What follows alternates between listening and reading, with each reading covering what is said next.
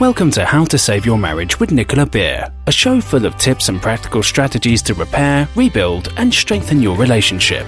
If you are currently stuck wondering if your marriage can be saved, or you know you want to save it but don't know how to go about changing it, this show is for you.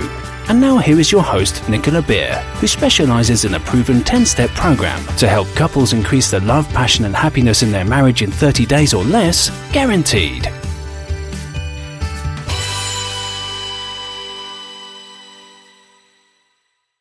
Hello, welcome.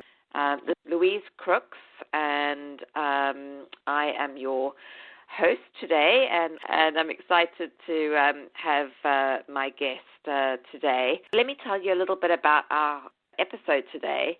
So Nicola is an expert coach, a relationship coach, and she's a leading authority on how to save your marriage. She's an international best-selling author with 4 books, and has been featured on ABC, CBC, NBC, Fox News Network, Huffington Post, and Wall Street Select. So she's really, had a lot of exposure around what she's doing. She works with individuals from all over the world to transform their marital situation, as well as with couples, to restore the love, passion, respect, and happiness.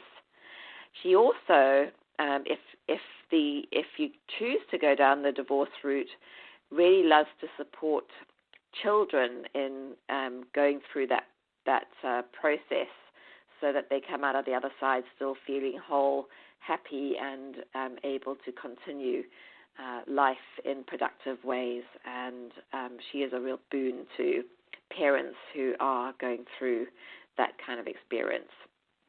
You can learn more about Nicola at SaveMyMarriage.com and PurePeaceCoaching.com.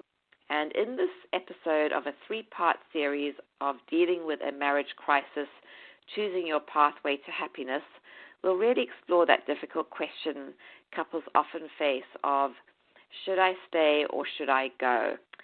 Yeah, that is a tough question. And there's so many people who stay in the midst of that feeling or question, not knowing how to move forward or what to do.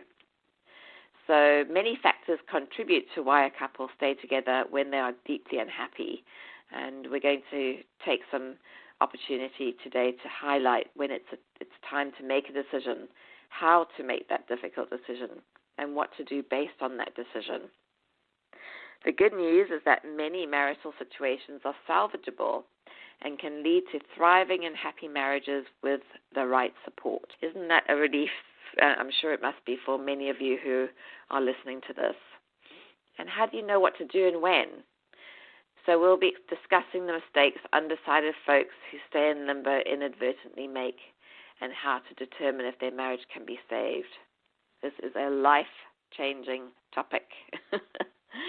Yes, it is.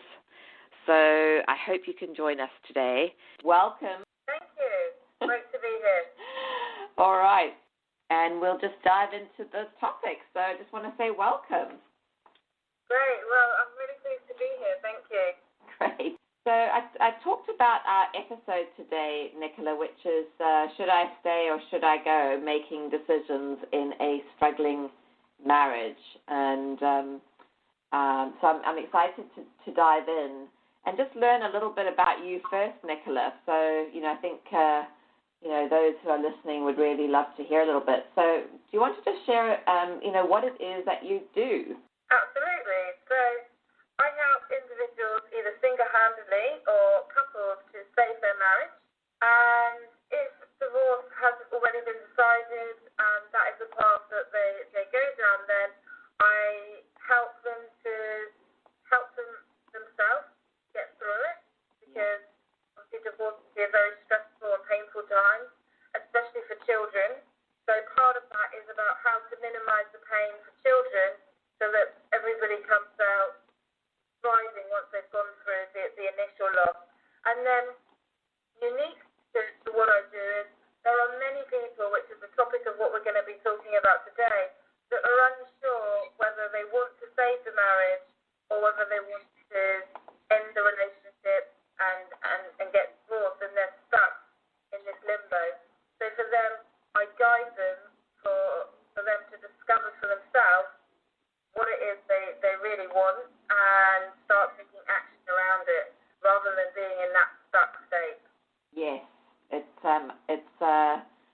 can imagine, Nicola, that is a fairly common thing, and that many people stay together for perhaps the wrong reasons. You know, they think they're doing the right thing, but in fact it can be more damaging in some ways. I know from my own experience that, you know, living in a marriage, my parents' marriage, you know, as a youngster, that, you know, it seemed like they were at war, you know, for a good part of my, you know, my formative years, and it was a very painful place to be in, you know, to be living in that.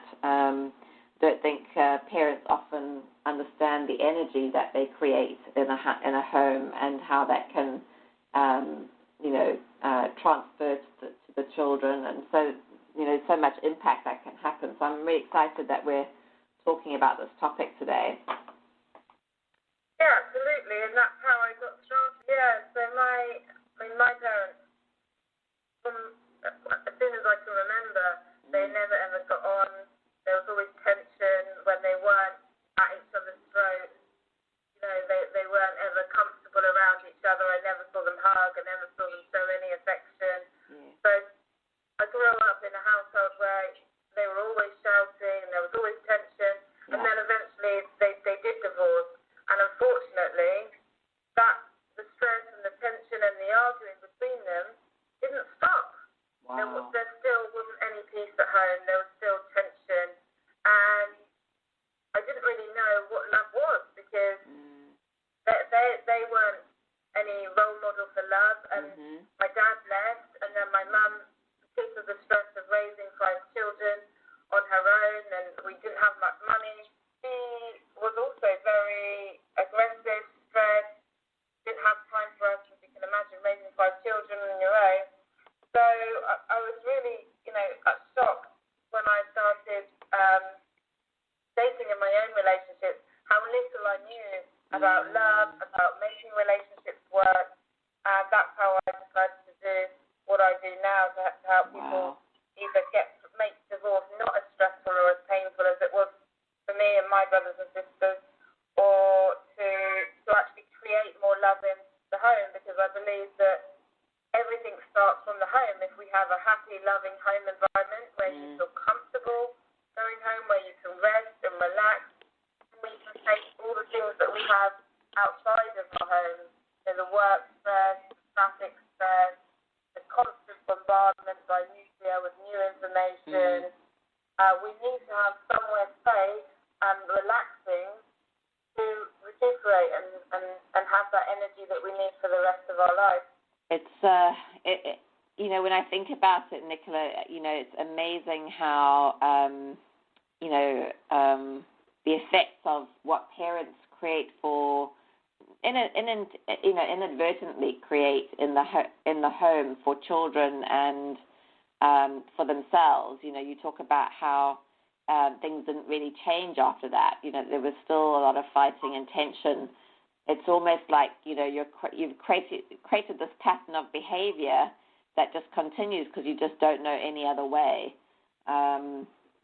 And, you know, that is also then ingrained, you know, for the children to take on into their future lives, which is unfortunate. So, you know, managing this, first of all, you know, making that decision around divorce is so important, and whether to stay together or not. And then also, you know, thinking about, you know, what you're role modeling to the children, what you're passing on to the children is so important. And I'll just share with you, Nicola, that, you know, I knew, of course, that my household was fraught with tension and shouting and unhappiness, but I didn't realize how it could be different. And when I left home, I actually moved in with a friend of mine's parents and her and a friend and her parents and family for about 6 weeks. And it suddenly dawned on me when I was living in their home that this was a different way of being. You know, it was so much more peaceful and supportive and, you know, so completely different to the environment that I had been in. I was actually very thankful to have had that experience, just to realize how different it could be. So, yeah, I just thought I'd share that with you.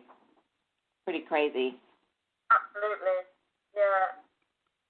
So, Nicola, share a little bit more about your background and you know, you shared how you came to do this work, but, you know, if you want to share a little bit more, I would be, and I'm sure the listeners would also be very interested to hear more.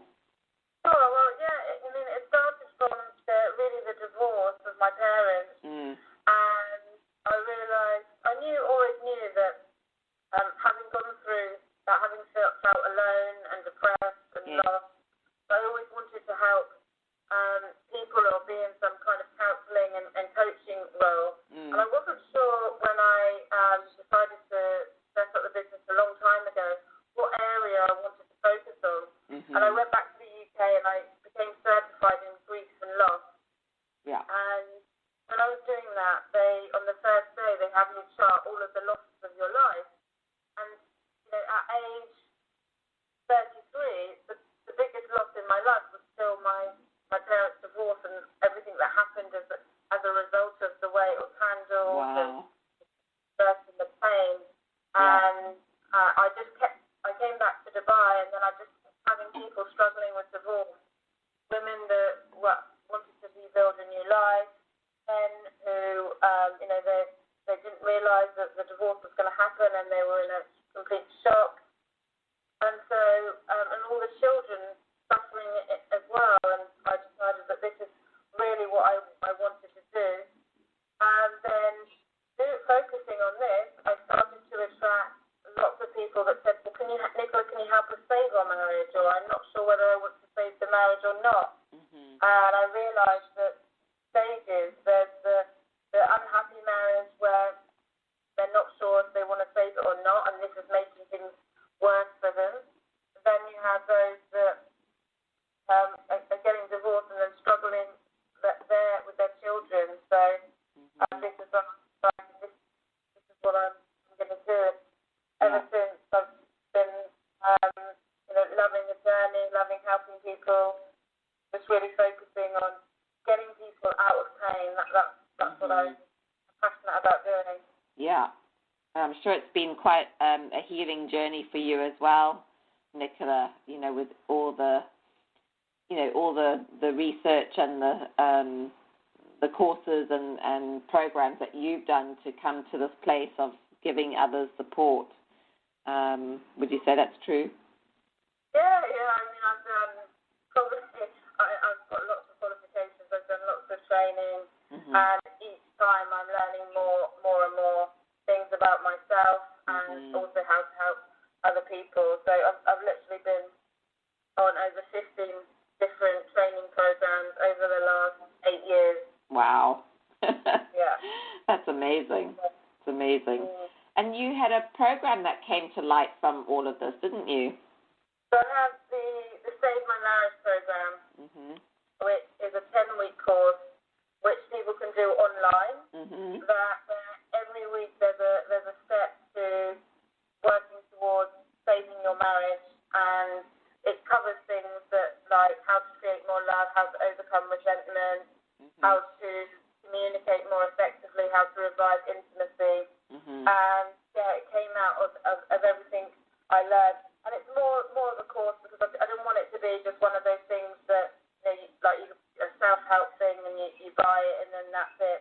So every week there's a supportive private office hours where I answer questions that people have. Oh, that's great. Videos, content, so that you're fully supported. Anyone that joins the program, any question they have will be answered. That's awesome.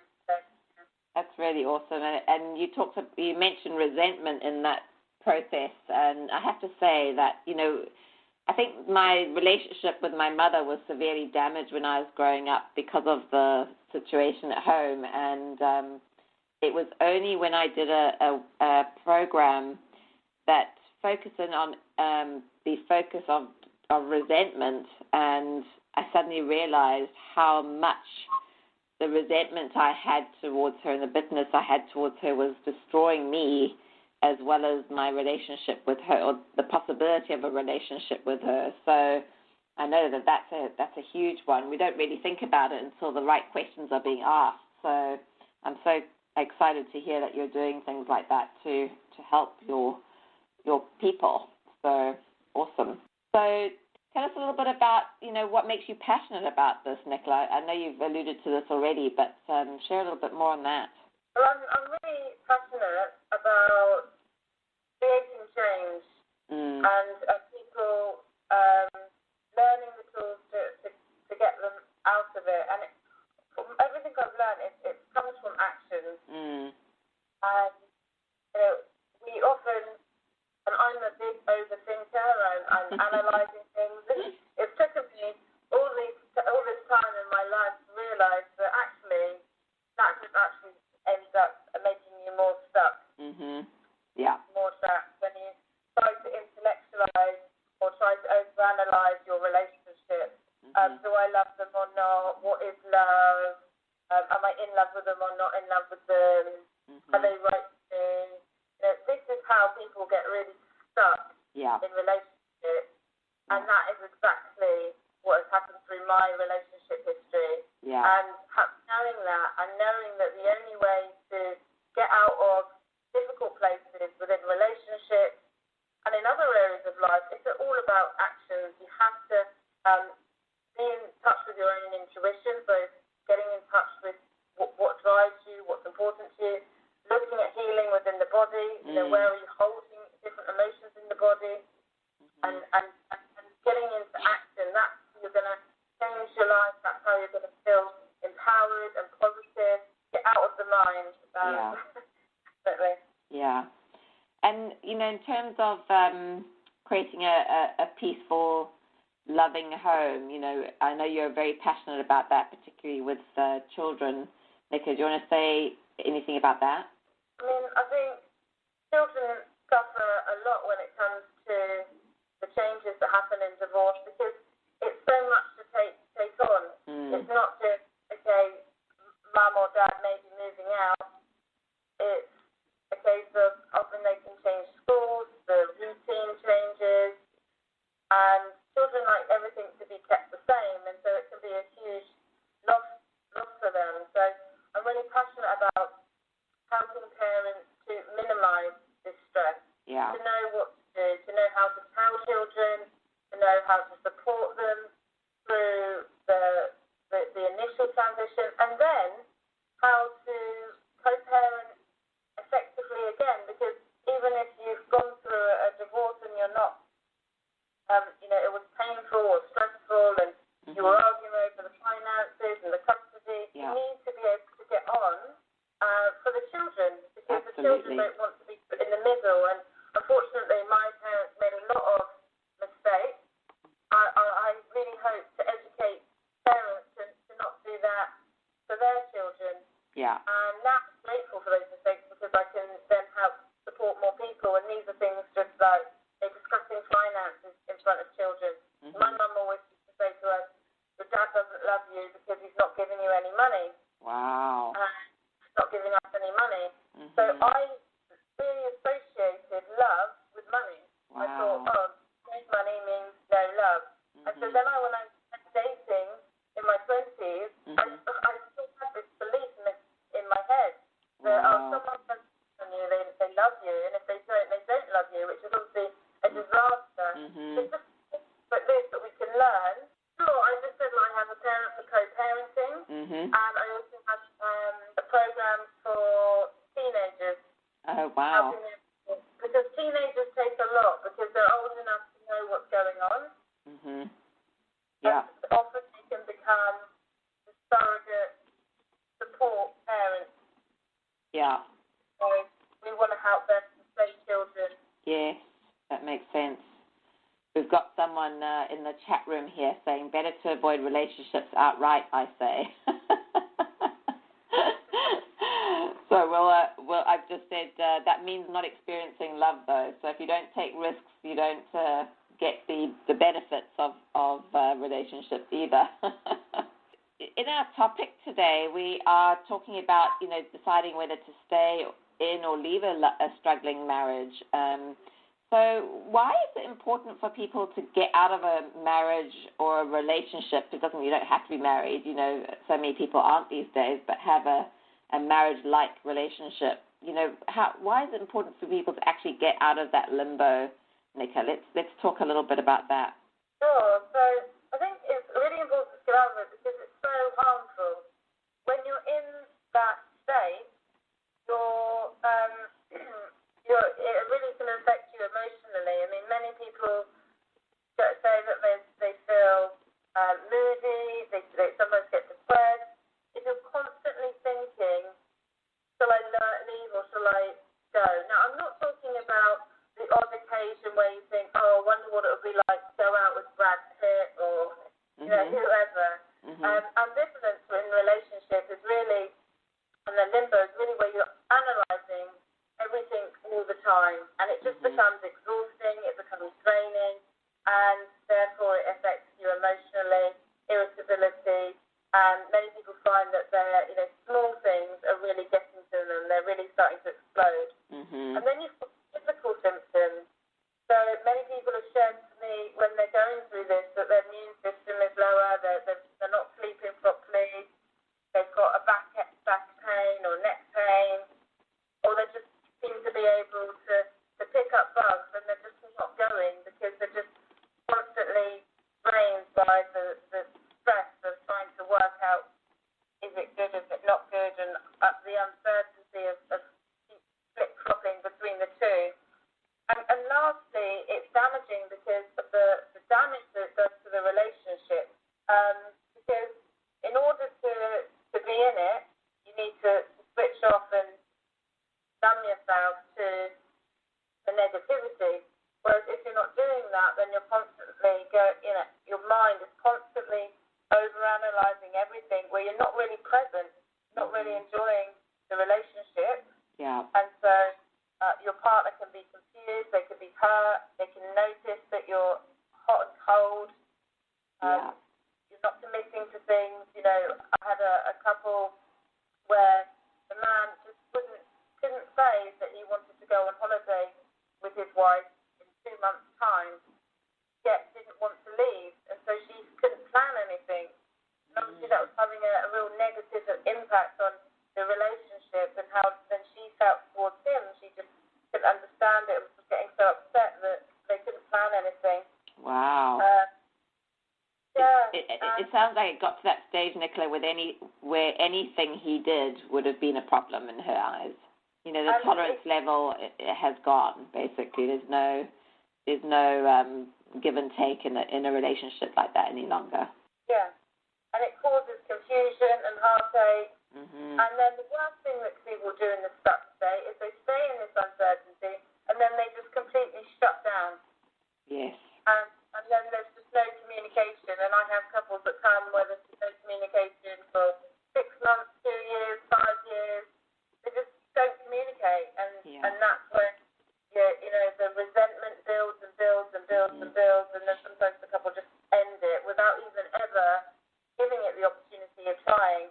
And I think if on the other hand you can make the decision to stay, then you can free up your energy, your time, your headspace, and work on really saving the marriage and resolving problems. You can get into that will make you happier, more empowered, and out of your head. Yeah. And show your partner that you're loving them and respecting them by working on it. Yeah. And show your children, if you do have children, that this is what a loving relationship is. You give when you don't want to give, and you mentioned a great thing there about not when you don't want to give in a relationship. And if on the other hand you decide to leave, well, at least then, if that is an option for you, you can focus on creating a new life, and you can free your partner to be with someone that really wants to be with them.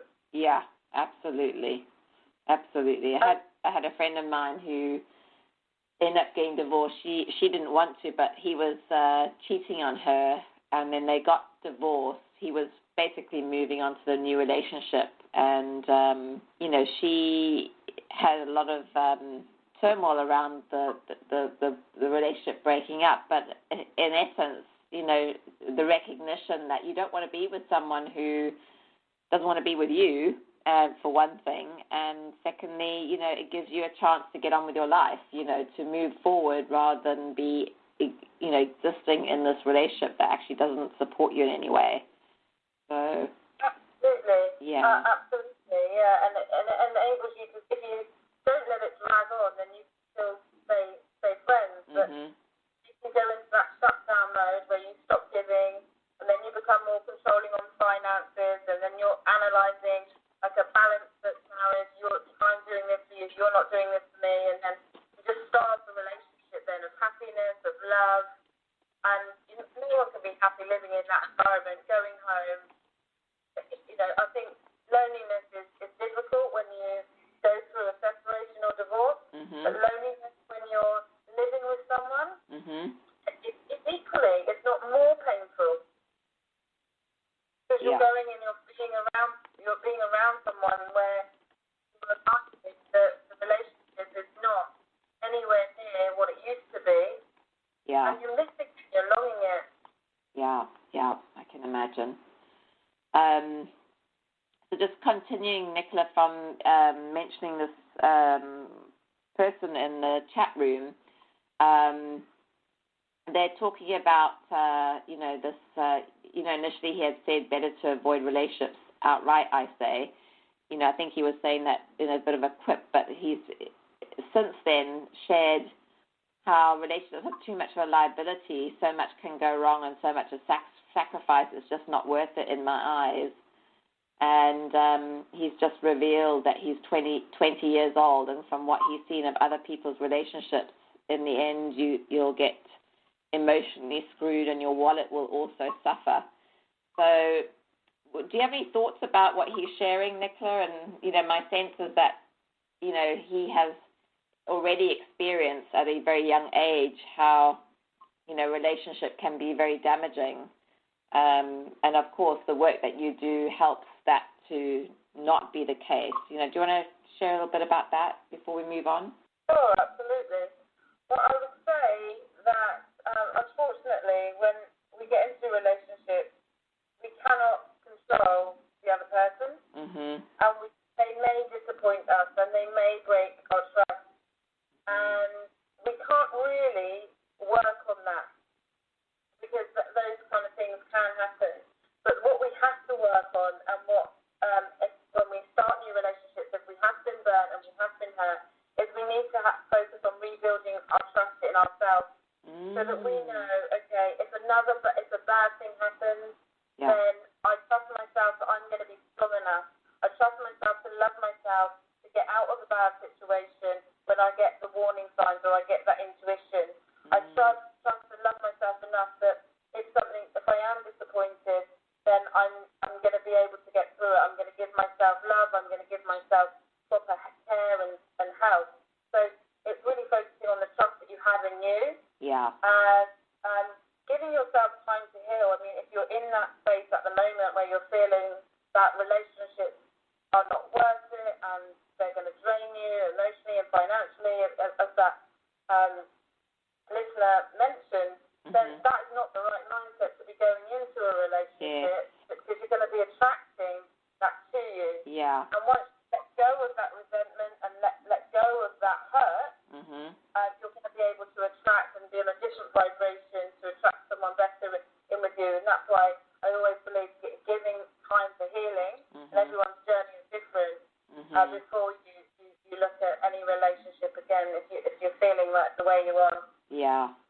Well, and it's interesting because the implication here is that he's just shut himself down to having a relationship at all, which is quite sad. He says here, I'm assuming it's a he, because the name is unusual. He says, my parents were never married, but my mum left my father when I was 5, and they kept getting back together, splitting up, back together, a cycle that I'm sick of, and a lot of money and time being wasted along the way. He says, common sense goes out the window, and I prefer my freedom and a free, unclouded head so I can make rational decisions. So it's interesting, isn't it? Yeah, and I think we all go through that sometimes when we break up with someone, and we think, well, or you know, for that listener, when they've gone through that with their parents, where we think, well, no great relationship, and long for that relationship, and that changes. So just to allow that, if that's how you feel at the moment. Yeah. We all have to kind of go through certain processes, don't we? To get to where we're going. So, Nicola, what are some of the biggest mistakes you see undecided couples actually making? That's a really good question. I think there's a few things that they make, and it comes from the information that we're told in society on how to deal with relationships. It's the biggest mistake, and there's three main ones, and they come from the advice that we're given in society to make, with relationships, the bad relationship advice that we get. So one of the things that people will be told is not to think about it and to distract yourself, to keep yourself busy.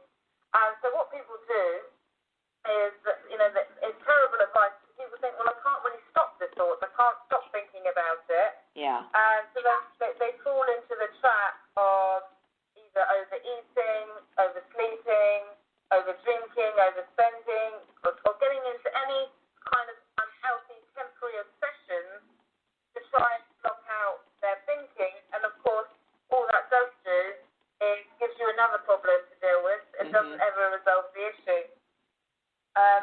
Another bit of bad advice that, and one of the major mistakes that I see is when people weigh up a list of the pros and cons. So someone will say, well, write a list of positive and negative. And that just doesn't work.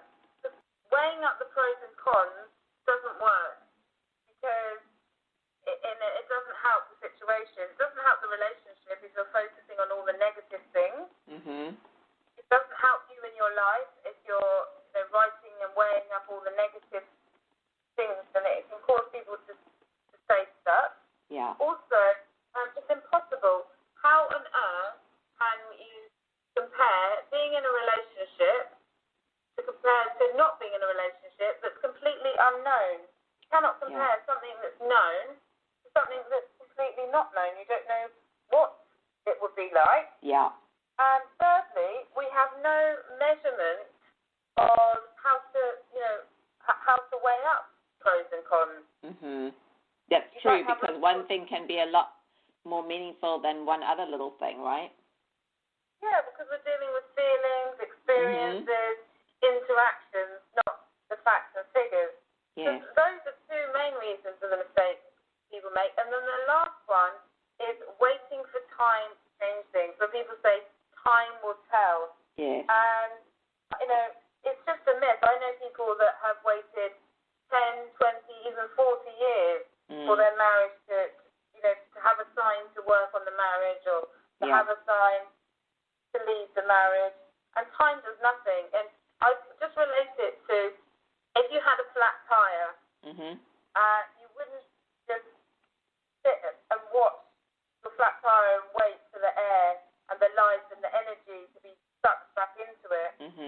You would take action. You would either take action yourself and go about fixing the tire, or you would hire an expert to guide you to what to help you fix the tire.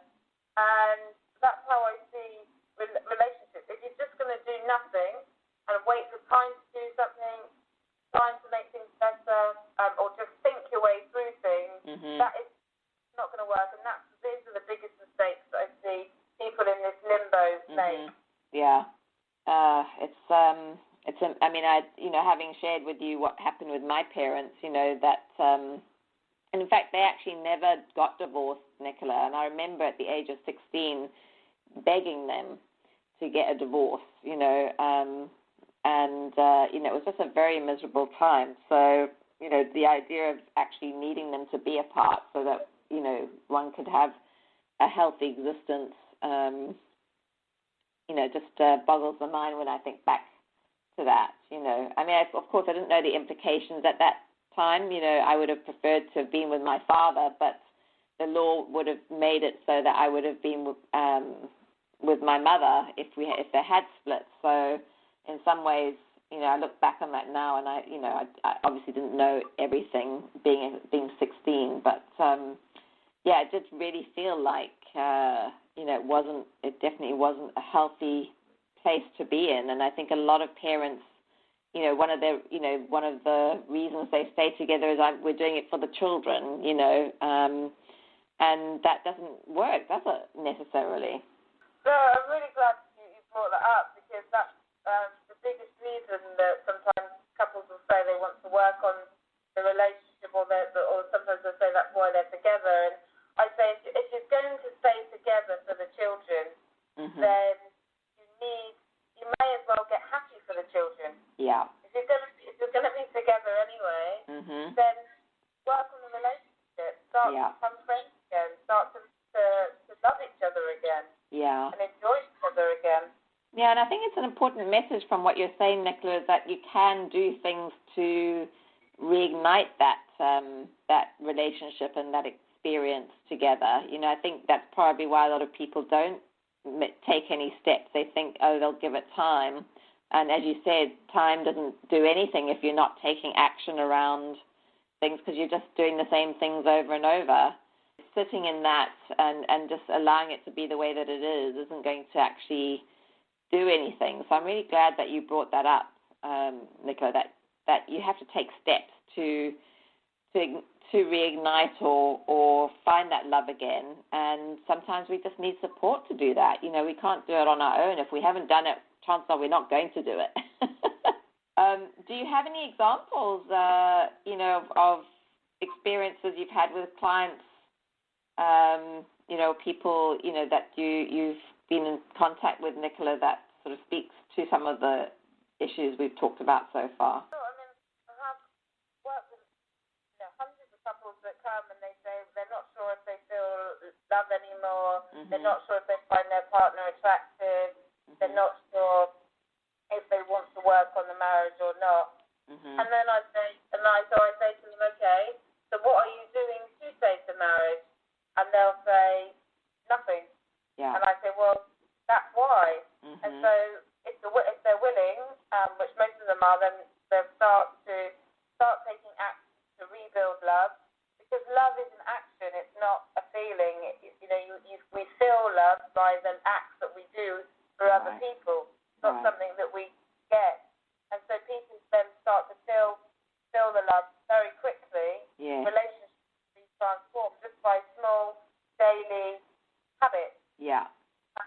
And then sometimes people do come and they really are confused. Yeah. And normally, quite often, it's men. Well, it can be women as well, but I've had a lot of cases of men come and they're finding the intimacy hard in their relationship. Yes. And intimacy isn't working in their relationship. They're alarmed that the relationship can never be resolved again because of this issue. And what a lot of people don't realise is that the first thing to be affected when there is resentment, when there is negativity, and often it's one of the first things that can be healed once you start being more loving and comfortable around each other and friendly towards each other. Then it naturally, quite often it gets resolved. Interesting. Wow. Very interesting. Okay. So, just in regards, how does a person know if their marriage can actually be saved, Nicola? Let's talk about that. Sure. Well, so, I believe that it's never really too late if you're willing to take action. Yeah. Either on your own to save the marriage or together as a couple. Yeah. And it's not just about actions that you're doing towards each other. That's part of it. But if to save your marriage, you also need to look at your own thinking patterns. Right. Are you thinking negatively?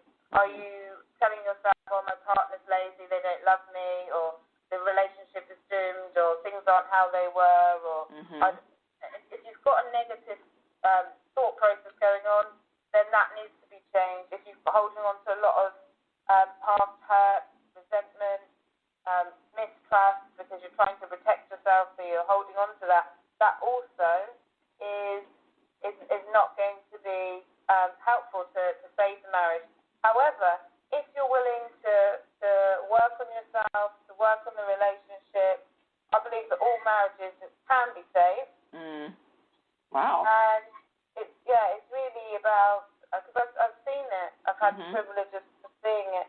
But it's obviously if someone's completely shut down, then the other person can sometimes transform them, but not always. Yeah. So would you say that it's true, Nicola, that one, even if a couple didn't come to you, but one of the couple, one part of the couple, came to you to work on themselves, do you think that they could have an influence on their relationship? Actually, 40% of the people that have joined the online Save My Marriage program join on their own. Wow. And quite often their spouse might join them later once they see the results and see them changing. Wow. We make, that makes sense. as a person in a relationship, you make up 50% of the relationship. Right. But if you've got the right intent, the right motivation, the right attitude, if you're giving and you're showing love and it's just radiating love, energy, passion, it's impossible for the other person not to change. Yeah. It's like the butterfly effect, isn't it? One change is going to make a ripple effect in the world. And so if you're able to do that for yourself, in your relationship, it's impossible. With every action, there's a reaction, if we look at it from a scientific perspective. So it makes total sense what you're saying, Nicola. And I'm guessing that, people don't see the opportunity. If the other part of the couple doesn't see the opportunity and wants to push that person away even further, chances are it means that they aren't really willing to come, to work on the relationship themselves, and that's a sign in itself that it's time to go down the divorce route anyway. Yeah, I think you can. You don't want to push someone. No. Sometimes the people will say they'll try and force their partner into having marriage counselling and doing things like that. And I think the best thing you can do is, if you want to save your marriage, is start a program on your own rather than work try on yourself. and force something they don't want to do. Yeah. You must find, Nicola, that people who are in the situation where the only choice they have is to work on themselves are often thinking, but it's not them, it's the other person. What would you say to that? I would say that even if you do believe that it's them, not you, we have to take some responsibility, even if it's just 5 or 10%. And if it is them, if you just work on that 5 or 10%, it still can have a huge impact. Wow, that's very interesting. Because, it's difficult without a specific example, but even if someone's behaviour is not how you want it to be, and that's been continuing, and you've probably been reacting in exactly the same way, when you start to change the way you react, often their behaviour will change. So there's always some influence that we can have. Yeah, that makes sense. Okay. Anything else you want to share about, how does a person know if their marriage can be saved before we move on to my next question? No, I think really the only way you know is if you actually take action, whether that's taking action to save the marriage. Yeah. But if you're not ready yet and you're not in that headspace, then work with someone and do an assessment on yourself. What do you really want in your life? What's important to you? What makes you happy in a relationship? Can the person you're with meet your expectations? And where are you now in your life? And that, whether you do that assessment on your own and then you'll know, or you do it, or you start taking action towards a relationship, that's how you'll know. But definitely, having gone through painful years myself of trying to analyse everything, that definitely does not work. Doing nothing and thinking won't make your relationship any better or give you any more clarity. Yes, I think that's really a good thing to share there. So probably would be a good time, Nicola, just to let people know where we can find you. I know it's on the show profile too, but do you want to share where people can find you just to make sure that whoever's listening gets that piece before we jump on to the next question? Sure. So I have two websites. Mm-hmm. So the Save the Marriage program is www.savemymarriageprogram, and the one that is helping people to get clear or if they're feeling unsure or help their children through divorce is purepeacecoaching.com.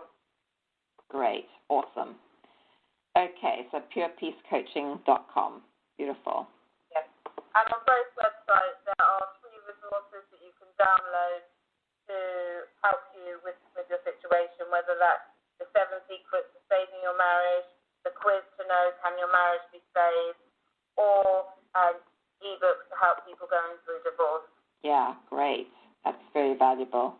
And I know you've got a quiz as well. Do you want to tell them about the quiz that they can do? Sure. So the quiz is a Can My Marriage Be Saved quiz. So it covers 30 of the most common marriage problems that people face, and then an answer about a description about what you can do if you're facing help, whether your relationship can be saved or not.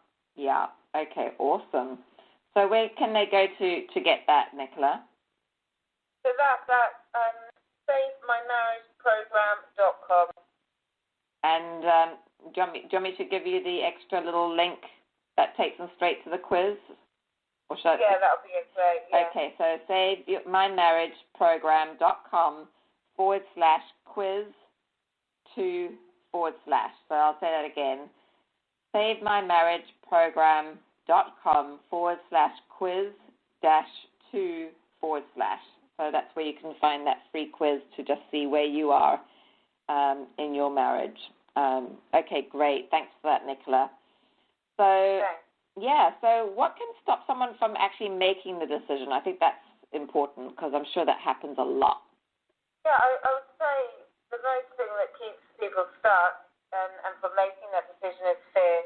Mm-hmm. And it can be really paralyzing. So people can fear working on the marriage because they're scared of being hurt, they're scared of being taken as people, they don't want to feel abandoned, or they're scared of being vulnerable, or sometimes they're scared to actually work on it, to admit their faults, to admit blame. And there's often, when it comes to working on a marriage, a fear of disappointment, of it not working, Mm-hmm. or a fear of disappointment that they may disappoint their partner, and they don't want. Then there's also fears for being in the relationship as well, for leaving the relationship that keeps people from staying in an unhappy, unsupportive environment.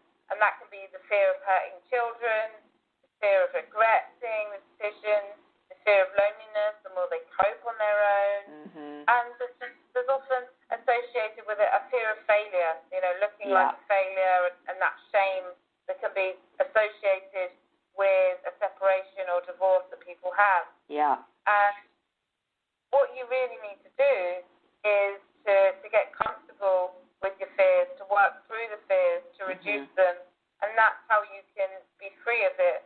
But unless you do that, if you just stay with your fears, then it can be very paralyzing. Another thing that stops people from making the decision is the resentment. They may love their partner and they really want to make the relationship work, but they get so angry all the time that as soon as they want to make a decision to work on the marriage and to do something, they just get stopped by their anger or their jealousy, and resentment can block it.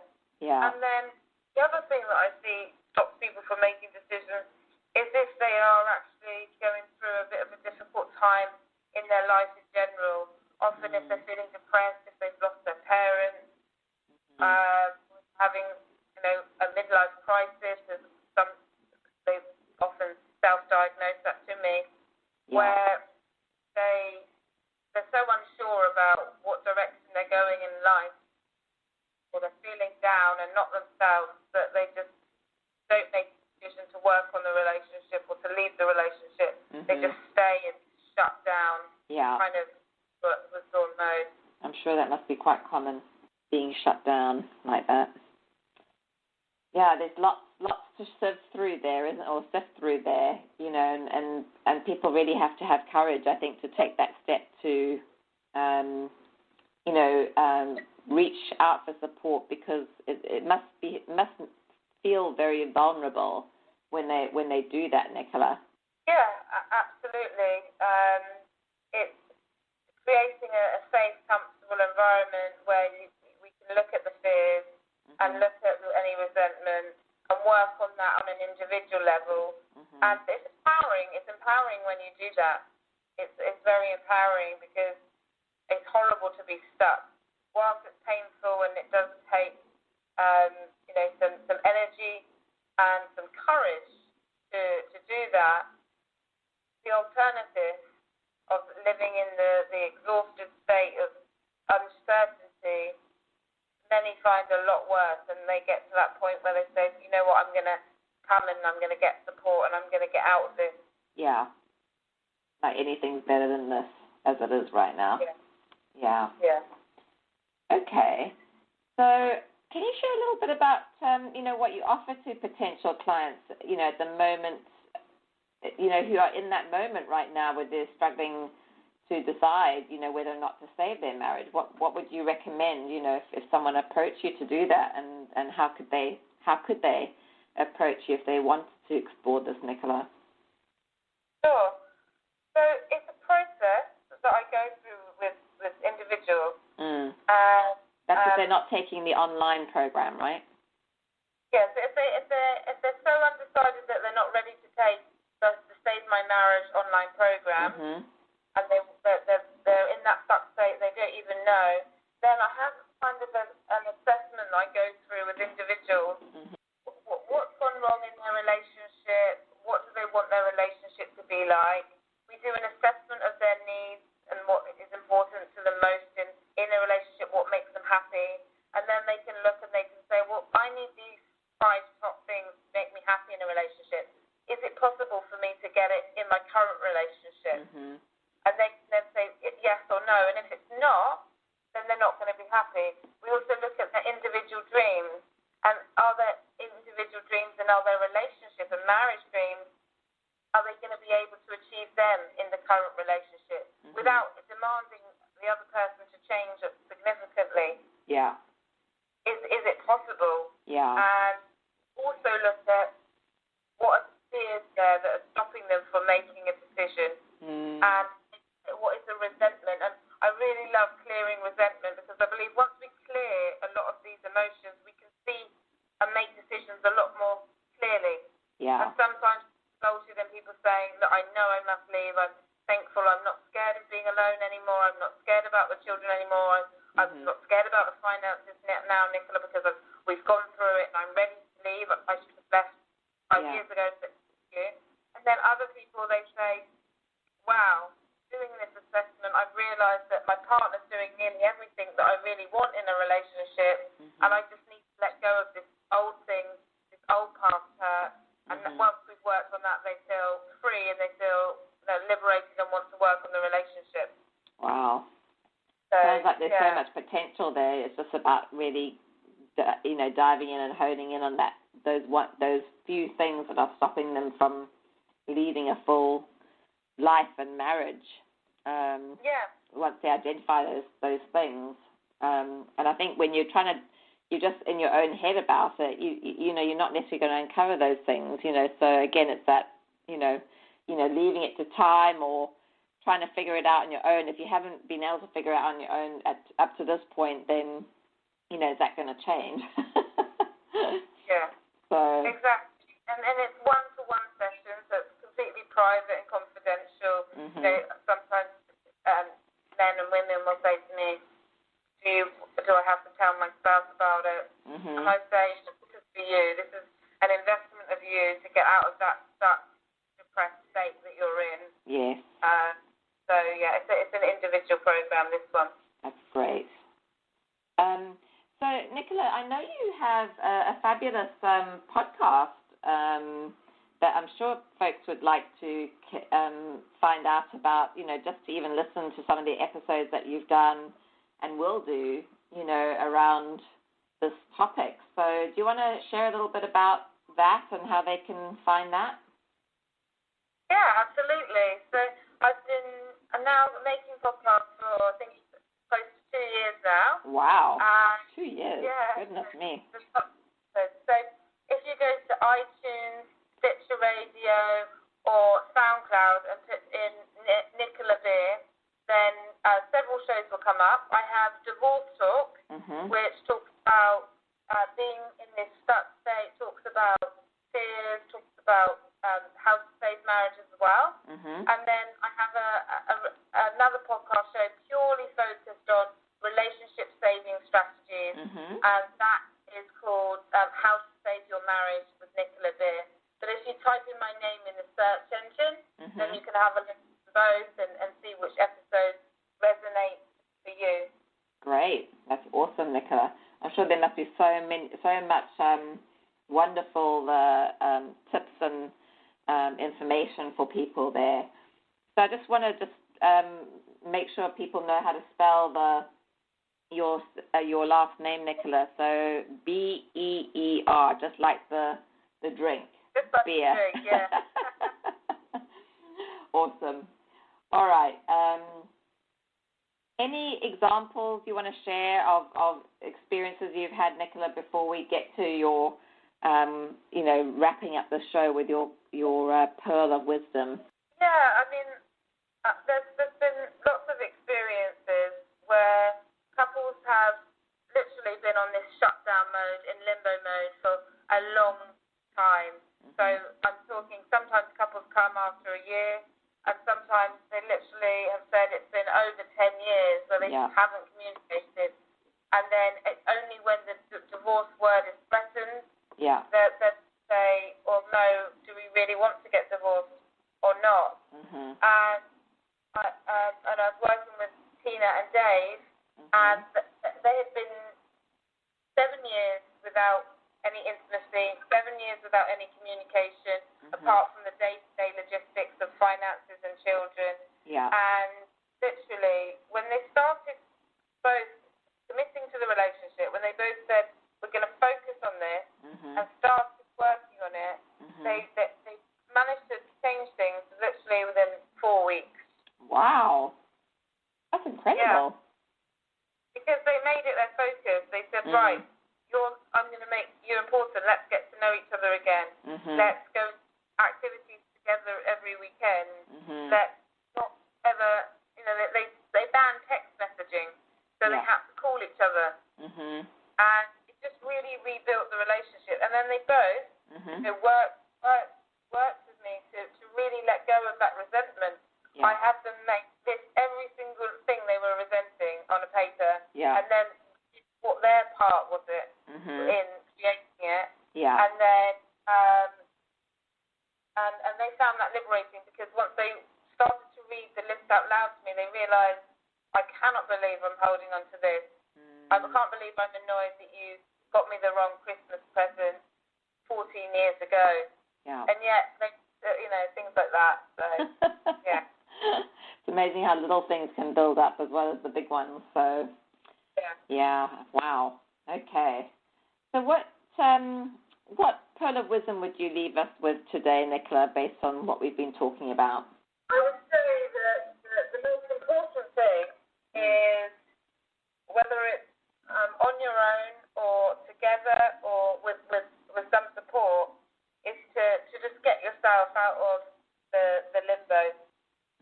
Because I see divorce happening a lot where people are burying their heads, where people have buried their head in the sand. And they've thought, well, let's just hope things change. And of course, nothing changes. And then eventually one person says, that's it, I'm out. And it's better to communicate your frustrations, and just to remember that staying in this limbo state, it deprives you of happiness. It deprives you of freedom, intimacy, and hope. But if you want to change that, then it's just about doing something positive towards it to you. Because the only way we can do that, is get out of our heads. I just really want to touch on what you mentioned earlier, Louise, because I love that about the couples that stay together, so the children. Well, if you are and you've decided that the reason that you're still in the relationship is because of the children, then why not get happy for them?